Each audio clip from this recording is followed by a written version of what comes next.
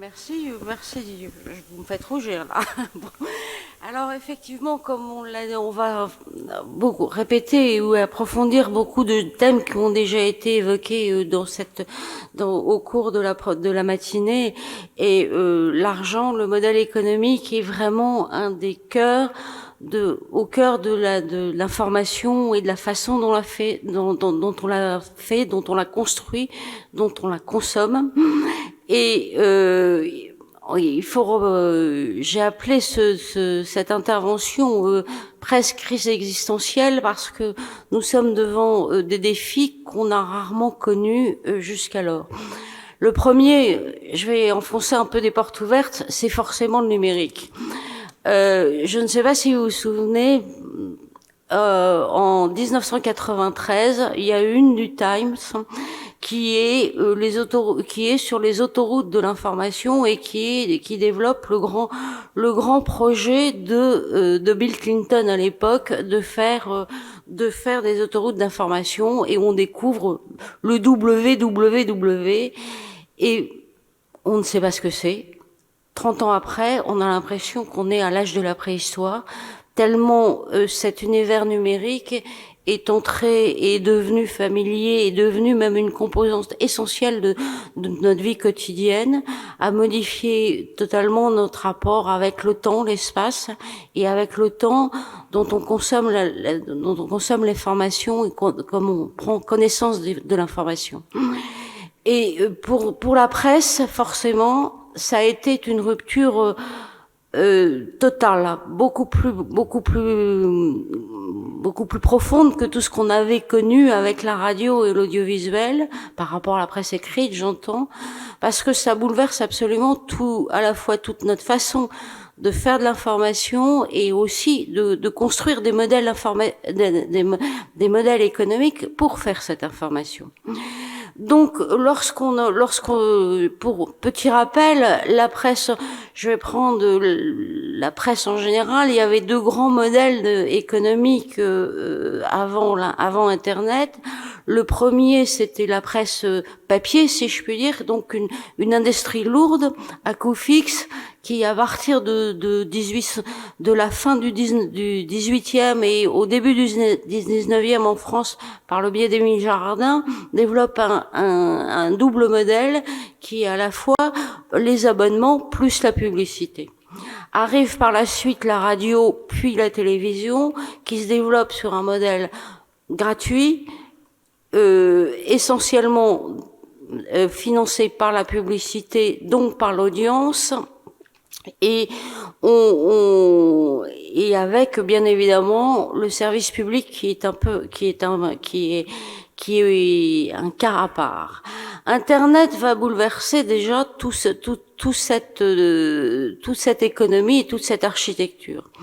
Quand Internet arrive, l'ensemble des groupes se cale un peu sur le modèle de la radio et de l'audiovisuel en faisant des modèles gratuits, financés par la publicité, et où, à la différence de la radio et de l'audiovisuel et de la télévision, on est sur une information de flux maximum.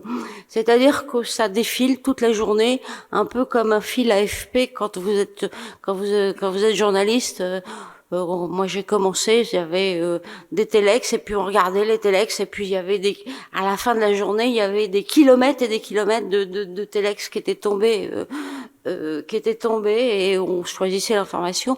Et maintenant c'est comme si tous dans notre poche on avait un téléx en permanence sur l'AFP. Et donc c'est avec tout un modèle de gratuit, etc. Et on s'est où tout le monde nous disait que le modèle c'était la gratuité et c'était l'audience.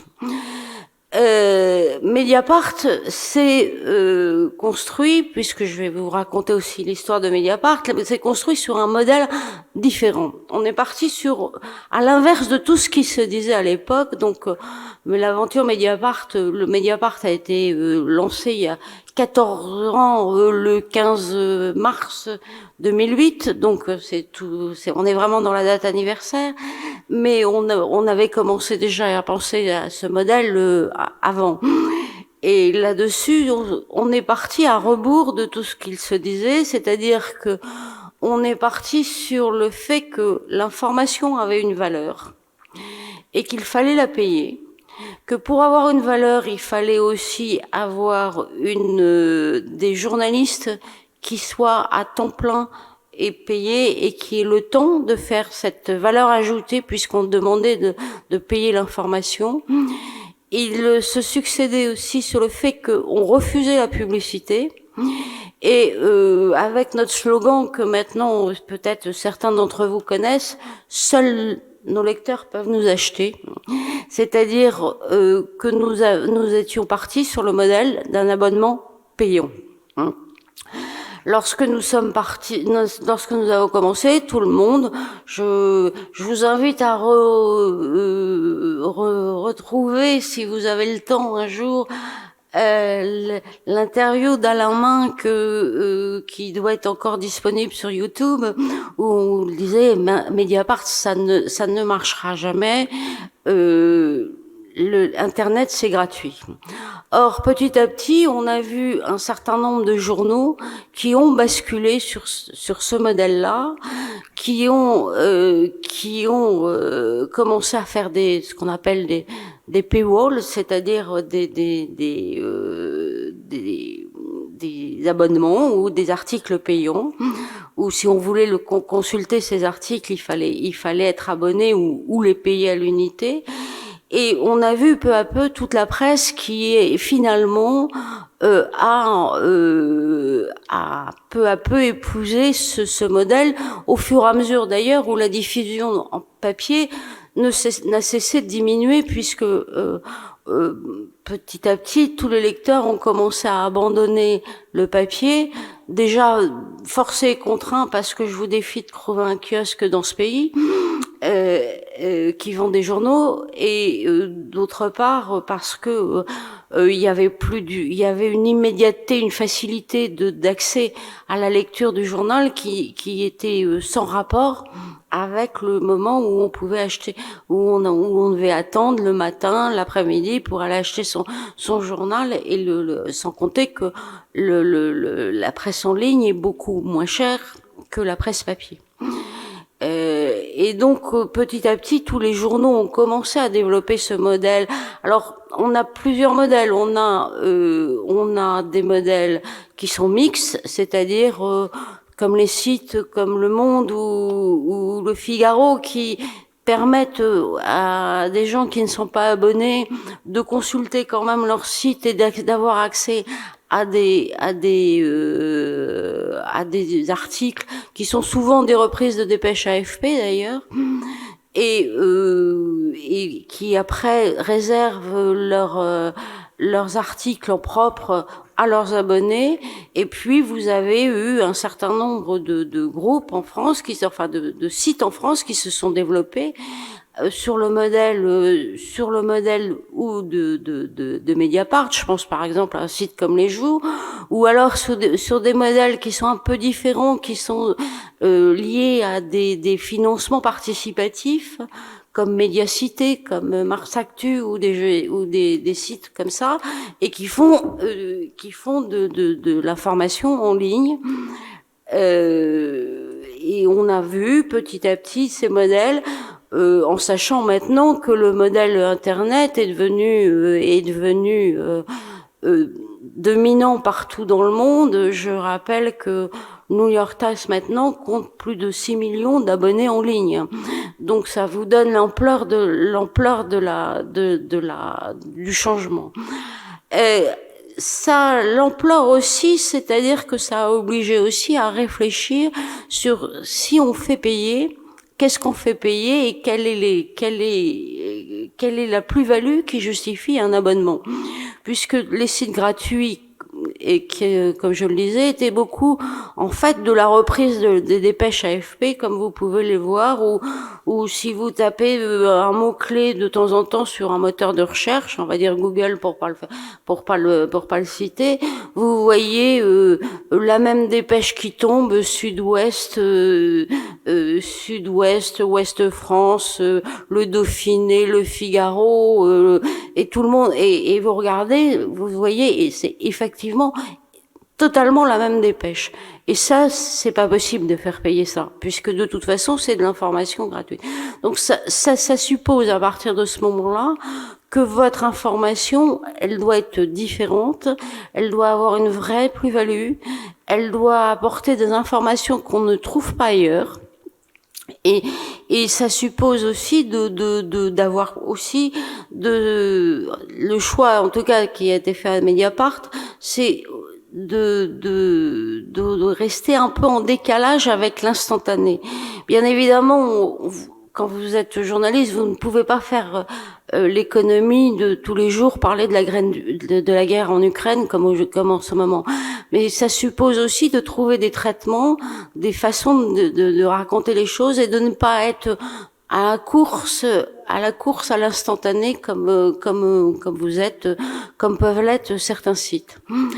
Et donc nous avons cette indépendance, et cela nous a permis de bâtir un modèle extrêmement solide, puisque aujourd'hui nous en sommes à plus de 210 000 abonnés, nous faisons plus de 20 millions de chiffres d'affaires, nous faisons plus de 6 millions de résultats nets, ce qui nous permet à partir de ce moment-là de financer totalement notre information, d'envoyer des gens comme Edouard le racontait ce matin, soit en Afghanistan, soit aujourd'hui en Ukraine, et de financer une information de qualité, là où d'autres journaux, quand ils manquent de moyens, ont beaucoup plus de difficultés à apporter de l'information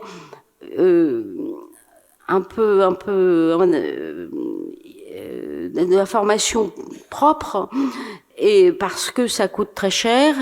Et la deuxième chose aussi, c'est le fait de ne pas avoir de publicité nous permet aussi d'être à l'abri de toutes les pressions, comme on peut en voir dans un certain nombre de journaux, parce que même les grands journaux, même Le Monde, même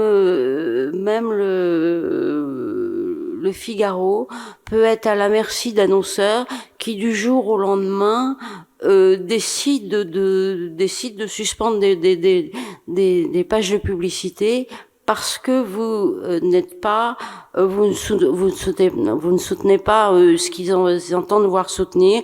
Je sais pas, ça peut être une opération boursière, ça peut être une prise de ou parce qu'ils ne veulent pas voir un article critique, etc. Ce qui finit toujours par contraindre l'information et ne pas permettre d'écrire ce que l'on devrait écrire, même si c'est de l'information qui est dérangeante. Aujourd'hui, la presse, donc, pour nous, c'est aussi un grand défi de savoir où trouver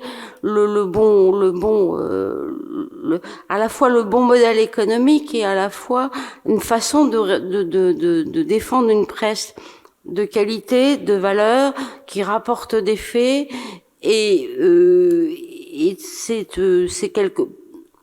c'est d'autant plus compliqué qu'aujourd'hui nous voyons bien monter toute une presse d'opinion, y compris dans l'audiovisuel, qu'on n'avait pas l'habitude de voir aujourd'hui jusqu'alors, et qui fait que les faits passent derrière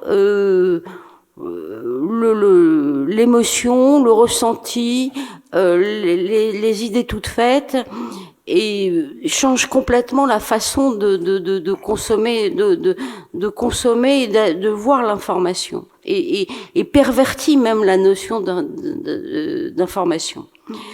Le troisième défi auquel la presse a aujourd'hui faire face, c'est la montée de ce qu'on appelle les GAFAM. Les GAFAM, je vous les présente pas, vous les connaissez tous, c'est-à-dire Google, Amazon, Facebook, Instagram, Apple, etc. Et ce sont donc maintenant, un oligopole numérique mondial qui s'est créé et qui domine l'ensemble de la consommation d'informations. Ces plateformes se sont créées en consommant l'information des autres, puisque leur moteur de recherche, quand vous avez besoin d'une information, votre premier geste très souvent, c'est d'aller sur le moteur de recherche et de taper un mot-clé et de trouver les actualités, de trouver ce qui s'est dit. Et tout l'enjeu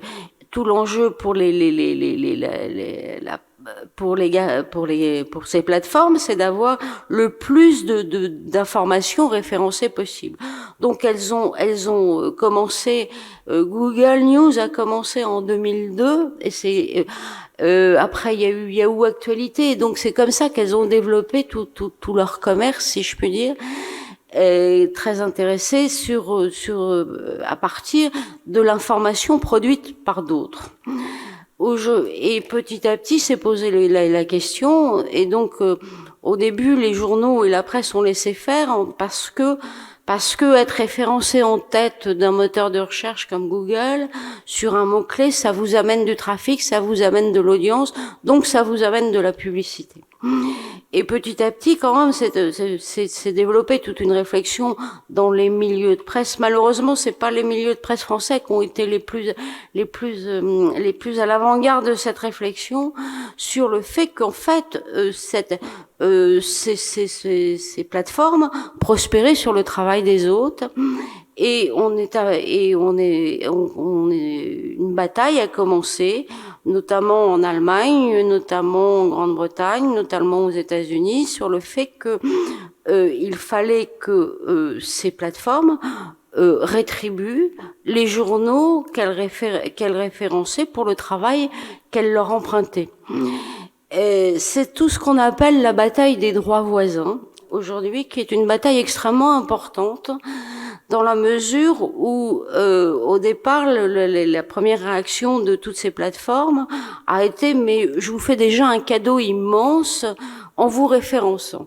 En fait, le cadeau immense, c'est plutôt les groupes de communication qui leur font, dans la mesure de presse qui leur font, dans la mesure où à chaque fois que vous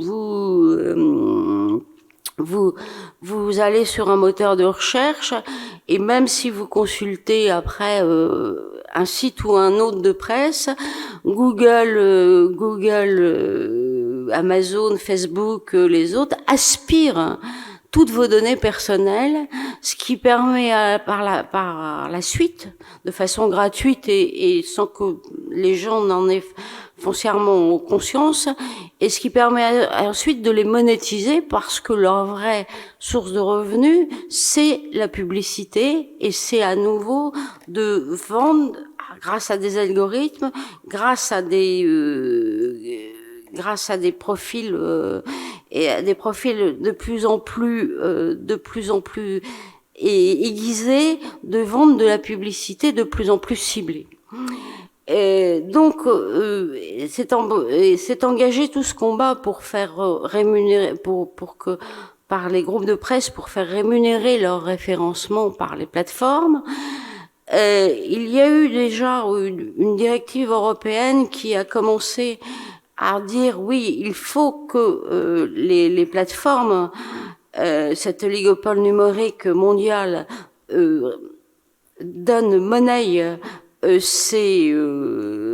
monnaie les contenus qu'ils empruntent à d'autres. Et en France, on a choisi une autre approche, et ce qui est bien dommage, c'est-à-dire que d'abord, Google essentiellement et Facebook ont discuté avec quelques grands titres et on commençait à dire on vous rémunère. Donc il y avait une dizaine de titres que Google avait retenu et qu'ils ont commencé à rémunérer comme ça dans le cadre d'un fonds à la modernisation du numérique. Par la suite, donc là, nous sommes dans une deuxième étape où, dans les droits voisins, Donc il y a eu un accord qui a été passé avec la presse quotidienne nationale, où là c'est certains titres, là encore, qui ont le droit à être rémunérés. En tout, ils se partagent 60 millions par an. Pour mémoire, les aides à la presse distribuées en France dépassent le milliard. Et donc, ils ont commencé à distribuer cette manne à quelques titres. Les titres, vous les connaissez, c'est Le Monde, le Figaro, Les Échos, Le Parisien, Ouest France, c'est essentiellement ces titres-là. Et là-dessus, maintenant nous sommes dans un système de totalement opaque, où avec qui fait qu'il n'y a plus d'égalité. Tout ce qui était important, c'est-à-dire le fait d'avoir des systèmes d'aide qui soient à la fois égalitaires et publics et transparents, ne l'est pas pour l'instant, en sachant en plus qu'il y a un cercle vicieux qui commence à se nouer, puisque ce sont ces titres qui sont aidés, qui par le système des algorithmes sont aussi systématiquement favorisés sur les méthodes sur les moteurs de recherche, ce qui fait que nous sommes devant un énorme défi sur l'accès à l'ensemble de la presse et pas seulement ce qu'auront choisi les algorithmes de Google ou de Facebook. Voilà, on me dit qu'il faut que je termine, alors j'arrête. Merci beaucoup.